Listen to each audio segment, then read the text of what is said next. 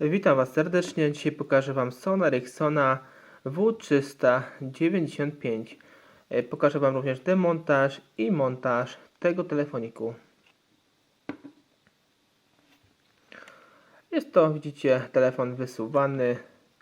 Tutaj na bocznej ściance widzimy fast port ładowania standardowy dla Sony Ericssonów. Na tylnej ściance widzimy logo marki Walkman, logo naszej marki Sony Ericsson. Telefon posiada dwa głośniki stereo, tutaj po dwóch stronach. Są to bardzo głośne głośniki, to jest jeden z najgłośniejszych modeli Sony Ericssonów. Tu widzimy zaślepkę naszego zasięgu i oczywiście nasz aparacik słabiutki, 2 megapikselowy, oczko dość małe i też jakościowo zdjęcia są dość słabe.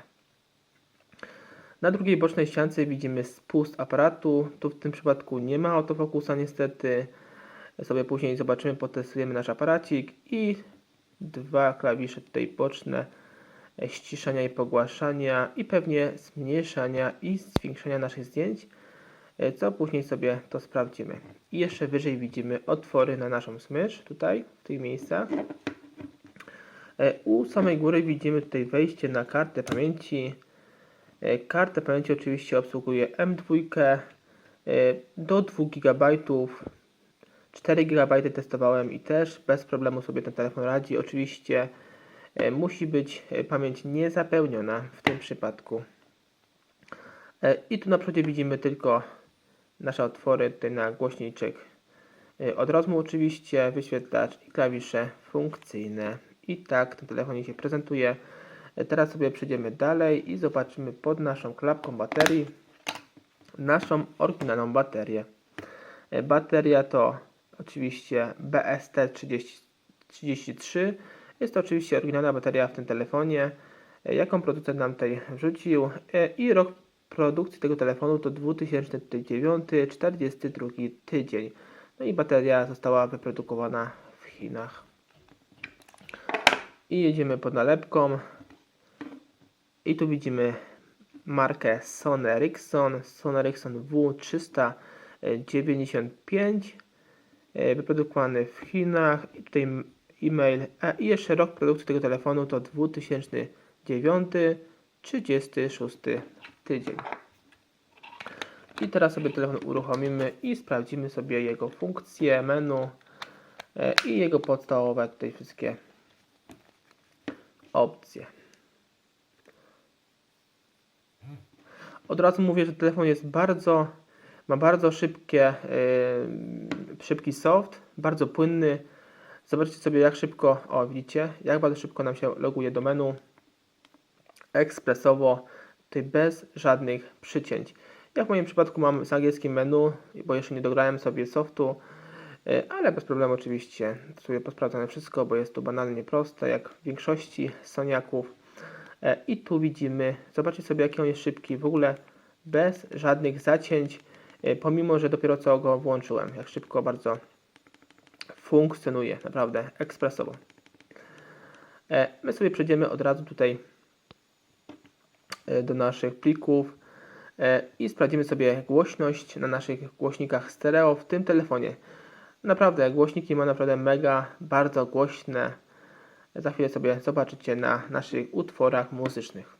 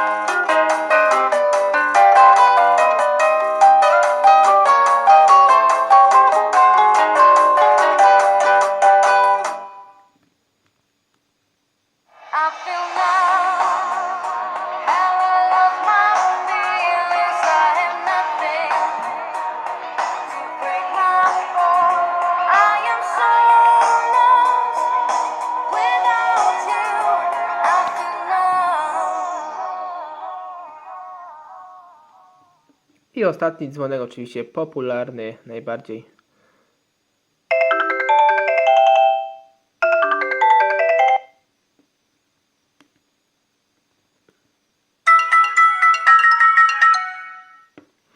I jak słyszeliście, ten telefon naprawdę bardzo głośny.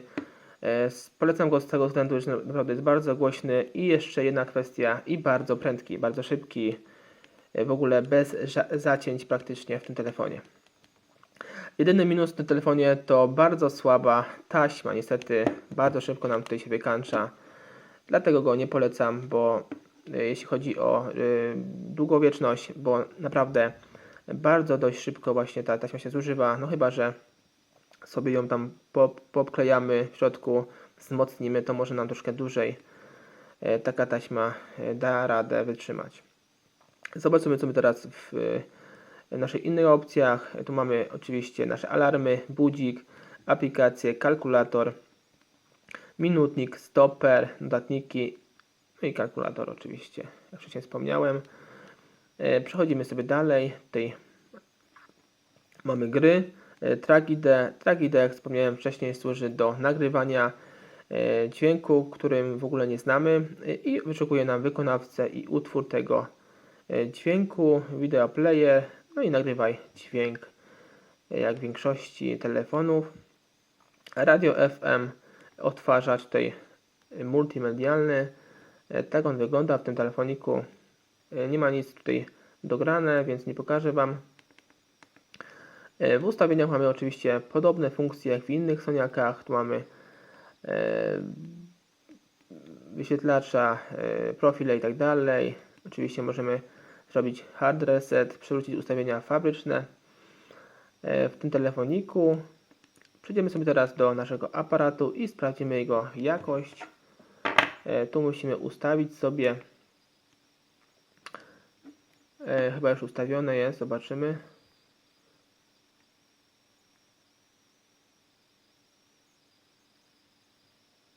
O, i udało się zrobić zdjęcie, nie musimy zapisywać tutaj na karcie, na telefonie pamięci, bo już było zapisane. I tak to zdjęcie wygląda w tym telefonie.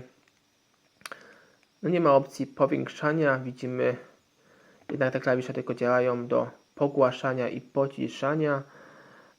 Tutaj dobrze tak angielskiego nie znam, może jest taka opcja jak powiększ.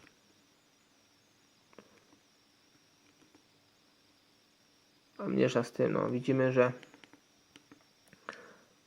nasze tutaj zdjęcie, jeszcze chwilkę.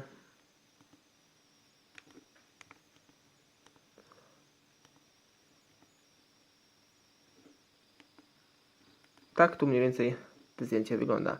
Nie jest takie złe na 2 megapikselowy aparacik, ale mogło być lepsze i mógłby być ten autofokus w tym telefoniku. Niestety go nie ma. Dlatego zdjęcia wychodzą dość słabe, nawet bardzo słabe. W telefoniku. Ściągamy tylną klapkę, wyciągamy baterię, kartę SIM i kartę pamięci, jeśli oczywiście ten telefon się znajduje. Jeśli nie, to lepiej. I teraz zabieramy się do odkręcenia. Tutaj jedną, drugą, trzecią, czwartą, piątą śrubkę. Pamiętajmy oczywiście, by te śrubki później były na swoim miejscu, bo ta jedna śrubka będzie krótsza. Odkręcamy je wszystkie.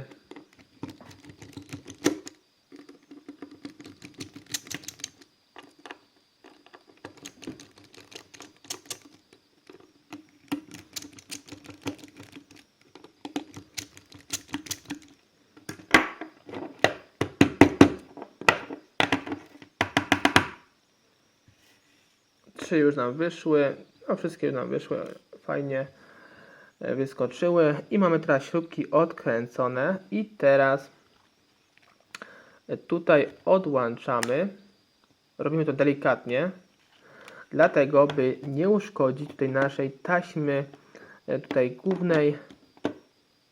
O, troszkę przesuniemy może do góry, do samej góry przesuniemy. I tu widzicie, bo już ja ten telefon kiedyś naprawiałem, I tutaj nakleiłem dodatkową tasiemkę, bo była inna i się nam wyrobiła. Odklejamy tą tasiemkę. Tutaj zasłonkę ona musi być, dlatego że ona chroni w pewnym stopniu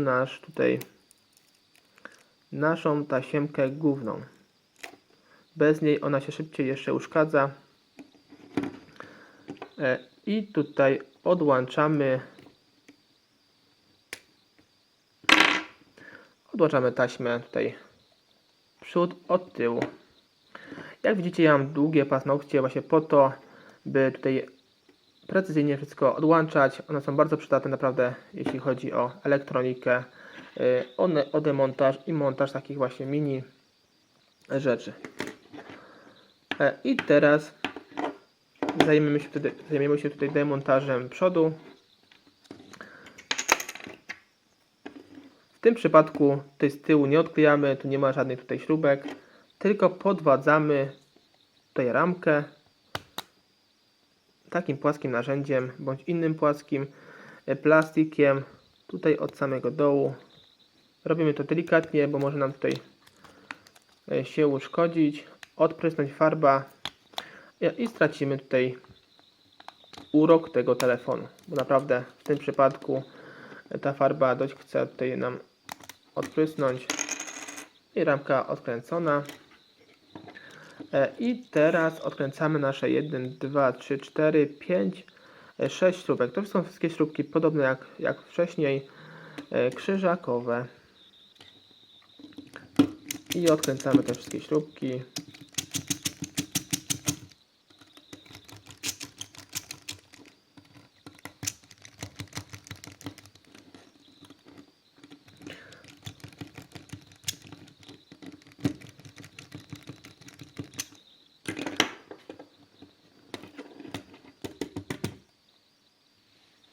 I odkładamy je wszystkie na bok. Jedna nam uciekła, to sobie później już znajdziemy. I została nam jeszcze ostatnia.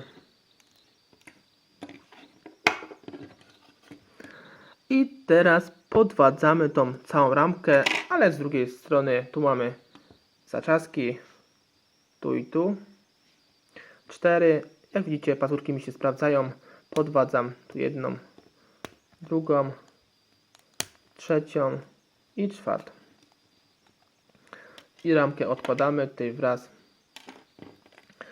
z naszą nakładką klawiaturki funkcyjnej. I tu widzimy nasz wyświetlacz, jeśli chcemy wymienić z płytką klawiatury funkcyjnej. I teraz tutaj jest jedna blokada, tu jest druga. Podwadzamy tutaj w tym miejscu. I tak samo robimy po drugiej stronie. I tu widzimy już taśmę. Tu jest druga taśma tutaj do naszego głośniczka od rozmów, od klawiszy tutaj. My sobie podwadzamy tutaj tą od wyświetlacza.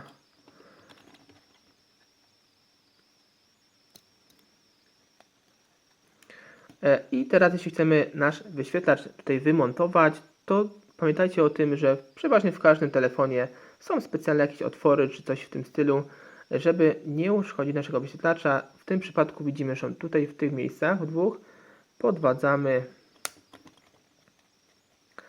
tutaj z jednej i z drugiej. Możemy sobie podwadzić. I widzimy, że tutaj bezstresowo, bez uszkodzeń nasz wyświetlacz spokojnie tutaj wyszedł. No i teraz nie będę już Wam pokazywał, bo widzicie sami, że wystarczy tutaj podwadzić delikatnie tutaj tą taśmę, jeśli się nam uszkodził głośniczek. On tutaj jest lutowany wraz z taśmą, więc jeśli nie macie lutownicy, to najlepiej to całe wymienić tą taśmę. I tutaj no prosto już wyciągamy taśmę. Przeważnie jest tak, że wymieniają już wraz z tą płytką, dlatego że to jest trochę uciążliwe z lutowaniem. Taki lajkowy amator, który pierwszy raz to robi, to na pewno sobie z tym nie poradzi, ale już jeśli macie wprawę, to na pewno sobie poradzicie tutaj z lutowaniem tej taśmy. Ale jest to, wydaje mi się, w tych czasach niepotrzebne, szkoda czasu, lepiej już kupić tą płytkę i tutaj przykleić. I tak to wygląda, jeśli chodzi o przód. I teraz sobie zrobimy demontaż tyłu. Teraz sobie odklejamy tutaj naszą nakładkę klawiaturki.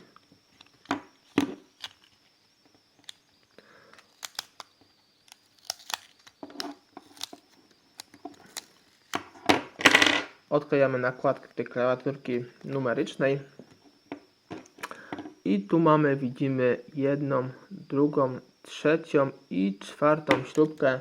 W tym przypadku są to śrubeczki inne, bo gwiazdkowe. Odkręcamy te śrubeczki.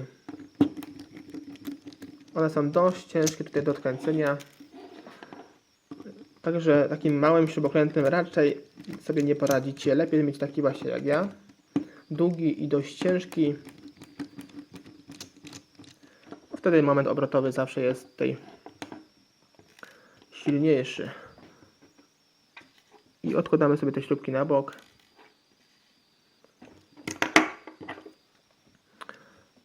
I teraz tutaj w tym momencie podwadzamy sobie naszą ramkę i odłączamy ją tutaj od tutaj obudowy tylnej.